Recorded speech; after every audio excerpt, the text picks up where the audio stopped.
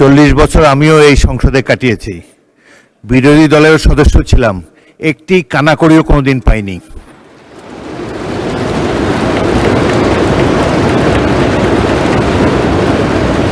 পাঁচবার গ্রেফতার হয়ে জেলে গিয়েছি, এটুকুই পেয়েছি, প্রাপ্তিযোগ অন্য কিছু হয়নি।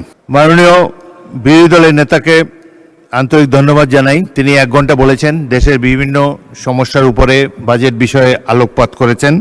এই পাগলার উপর দিয়েও আমাকে যেতে হয়, কারণ আমারও শ্বশুরবাড়ি সিলেটে। সুতরাং পাগলা থেকে সবাই সাবধান থাকবেন, এটাই আমি কামনা করি।